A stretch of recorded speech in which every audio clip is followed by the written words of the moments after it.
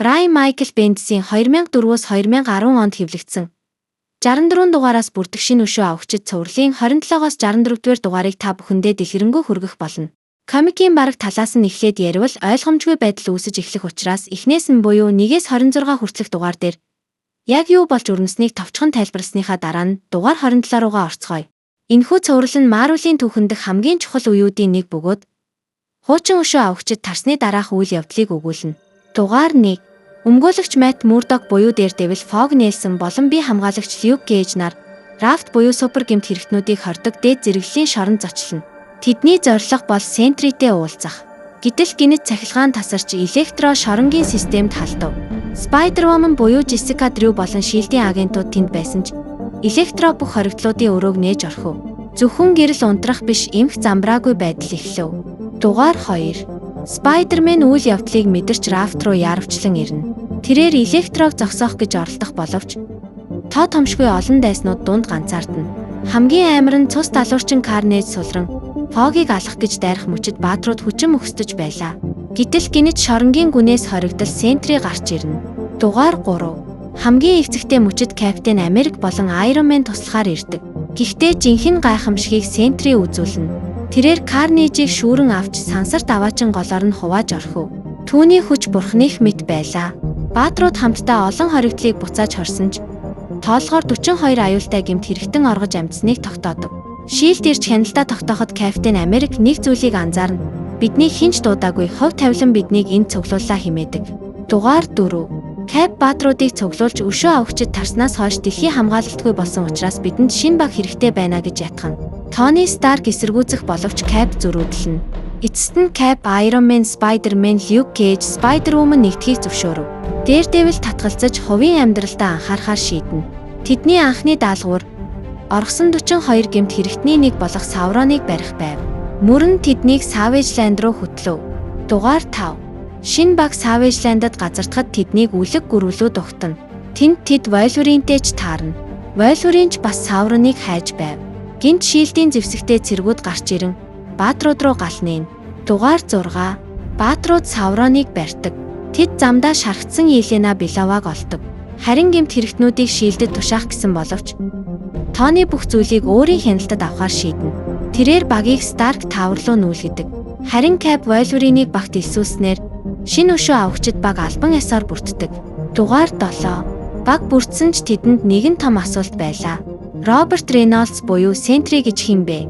Тэр яагаад өөрийгөө шоронд хийсэн бэ? Sentry өөрөө би эхнэрээ алсан гэж ярих боловч эхнэр нь амьд байлаа.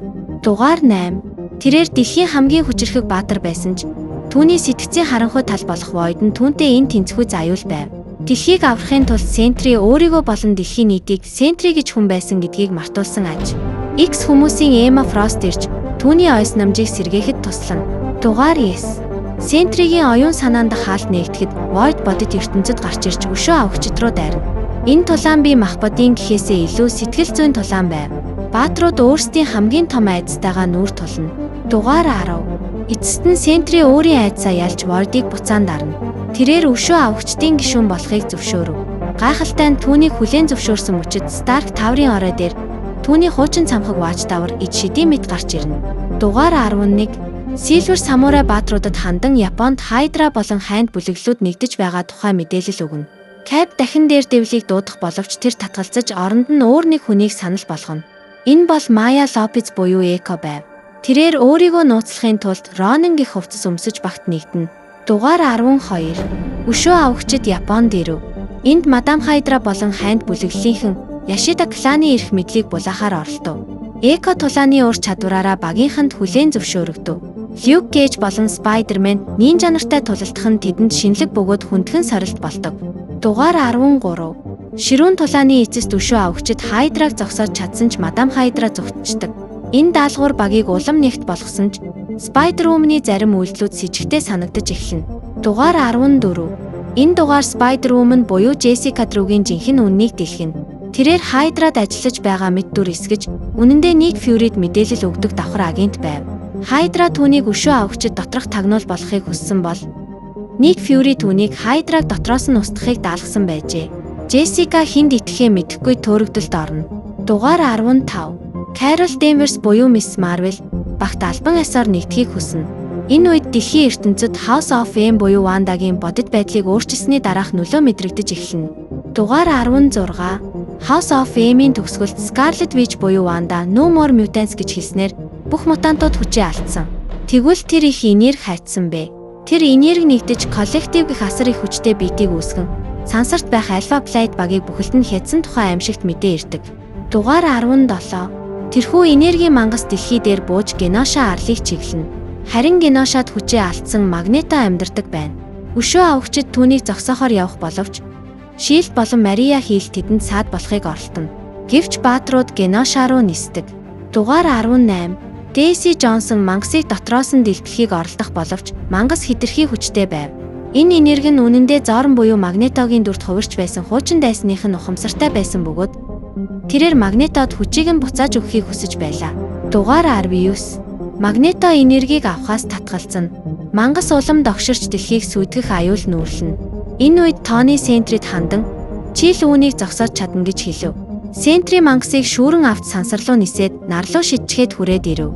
Дугаар 20-оос дугаар 26 Супер баатруудын бүртгэлийн хууль батлагдсанаар шинэ өшөө авахчид эргэлт буцалтгүйгээр 2 хуваагддаг. Багийн лидер Cap and нөхдөө баривчлагдахаас сэргийлж Shield-ээс оргон бослого гаргаснаар иргэний дайн эхэлдэг. Түүний энэ шийдвэрийг Luke Cage дэмжиж эхнэр хүүхдээ аюулгүй газар руу дөрвүүлснийхээ дараа өөрийг нь баривчлахаар ирсэн Тонитой эцсээ хүртэл тулалдан газар доорх нууц өшөө авахчидтай нэгддэг. Энэ үмэн дунд багийн гишүүд тус бүрдээ хүн цогцолтонд ордог. Spider-Woman тагнуулын аюултай тоглоом эхлүүлж харин Sentry дайныг орхин сарлуу зүгтдэг. Иргэний дайн Тонигийн ялалтаар өндөрлөж Cap харамсалтайгаар амь үрэгддэг. Яг энэ үед үхлээс иргэн ирсэн Clint Barton найзыгаа нас барсныг мэдээд Тонитой уулздаг. Тони Clint-д Cap-ийн бамбайг өгч чи түүний залгамжлагч бол хэмээн ятгадаг. Clint ихэндээ бамбайг барьж өмсгөлийг нь өмсөж үздэгч Тони үүнийг чин сэтгэлээсээ бус харин улс төрийн зорилгоор хийж байгааг нь ойлгодог. Тэрээр Steve Rogers-ыг хинч хизээж орлож чадахгүй хэмээн бамбайг буцаан шидэж Тониг орхин оддог. Ингээд Clint өөрийн Ron-ын хэмээх шин нэр дүрээрээ хуул бус Luke Cage-ийн шинэ өшөө авахчидтай нэгдснээр эдгээр дугаарууд өндөрлөдөг. Дугаар 27 Түүх Японы Осака хотын бүүдгэр бороотой үдэш эхэлнэ. Maya Lopez буюу Ron-ын нууц байрандаа ганцаардан сууж өөрийн хайрт Mad Murdock-т хандан сэтгэлийн үхтэй цахим загтал бичиж байлаа. Тэрээр иргэний дайны хүлд мартагдаж дайсны үр уурхайд ганцаар үлдсэндээ цөхөрч магадгүй энэ загтал түүний эцсийн үг байж болохыг зөвнөж байв. Гэтэл түүний айдас бодит болов. Хайнд бүлэглэлийн тэргүүн үхлийн аюулт Электра нинжа нарынхаа хамт түүнийг бүслэн авлаа. Maya эцсээ хүртэл тэмцсэн боловч Электрагийн хурд хүчийг дийлсэнгүй. Электра өөрийн алдарт сая хутгаар Maya-г нэвт сүлбэн хөнөөдөг. Гэвч Электра Maya-г зүгээр нэг алахыг хүссэнгүй. Тэрээр хайндын эртний хар шидийг ашиглан Maya-г үхлээс буцаан амьлуулж оюун санааг нь угааж өөрийн үнэнч боол алуурчин болгох аимшигт зан үйлээ эхлүүлнэ. Maya-гийн ухамсарын сүүлчийн оч бүхийн даваан дээр хан нүргэлэн нурж шинэ өшөө авахчид орж ирлээ. Иргэний дайны дараах шинэ бүрэлдэхүүн болох Luke Cage, Spider-Man, Wolverine, Iron Fist, Spider-Woman, Doctor Strange нар багтсан байв. Хамгийн сонирхолтой нь тэдний дунд Ron-ны хувцастай Clint Barton тулалдаж байлаа. Тулааны оргил хэсэгт Электра багийн ахлагч Luke Cage руу дайрч хутгаараа бүлсэн боловч Luke-ийн ган арьсан зэвсэг нь хугарч орхив. Luke Cage түүн рүү ячтайгаар харж түүнийг хүчтэй өшиглэн унагадаг.